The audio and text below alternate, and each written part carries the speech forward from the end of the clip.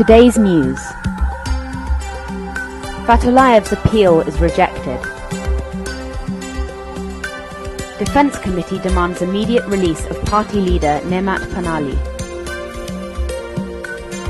Youth blogging reaches out to rural communities. Birthday celebrations for founder of Azerbaijani democracy.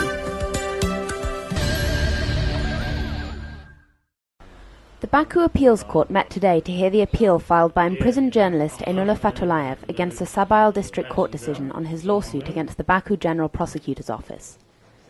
Fatulayev and his lawyer Elchin Sadegov and the opposite side's attorney Ramiz Rizayev were present, along with journalists and human rights defenders. In his speech, Fatulayev quoted several ECHR rulings regarding the assumption of innocence. According to these judgments, the investigating body should not make statements regarding well-known persons in society, and at the very least, these statements should abide by certain limitations and demonstrate a due level of caution, in order that the innocent till proven guilty assumption is not violated. Fatulayev recalled the General Prosecutor's Office statement which described him as a criminal, citing a set of disputed examination results. After deliberation, the judge rejected the appeal. The judge also rejected the Institute for Reporters' Freedom and Safety's request to take photos and video recordings during the hearing.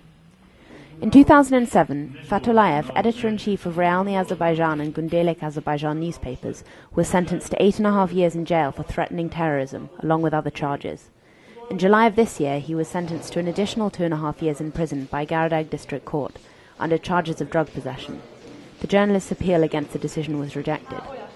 The European Court of Human Rights has issued a final and absolute ruling for his innocence and has demanded his immediate release. The Azerbaijani Supreme Court plenum has only partially fulfilled this decision.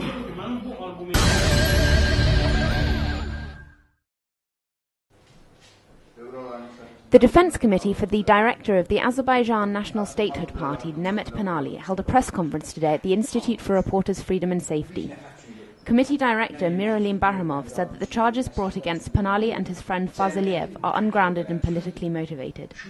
Bahramov called for their immediate release and compensation for material and psychological damages. He noted that Panaly's family have been bothered by the authorities. Panaly and his friend were arrested after an appeal filed by Eldar Raziev. They have been charged with hooliganism and the use of a weapon.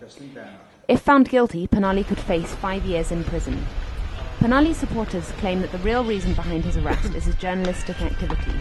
He wrote a number of articles criticizing the government, published in various press outlets, including the Nota.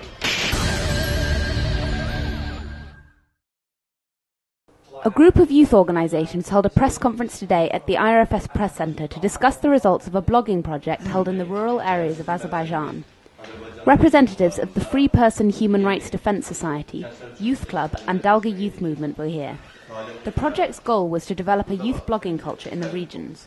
The project was financed by USAID and was launched last summer. Sabuhi Gafarov, the chairman of the Free Person Movement, reported that seminars had been held in 16 settlements across the country, and that each seminar had been attended by 12 to 15 youths. The youths were taught about computers, the internet and blogging. Project managers plan to familiarize youth bloggers with well-known international bloggers.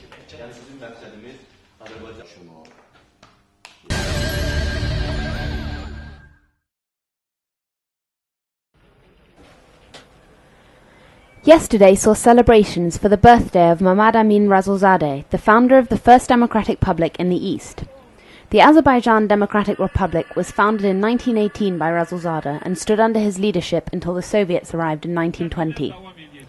The events took place by the Razulzadeh Monument in Novkhani settlement on the edge of Baku.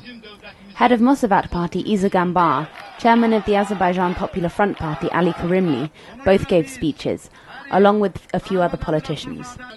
They mentioned the dramatic protests underway in Egypt and speculated that the time is ripe for revolution in Azerbaijan as well.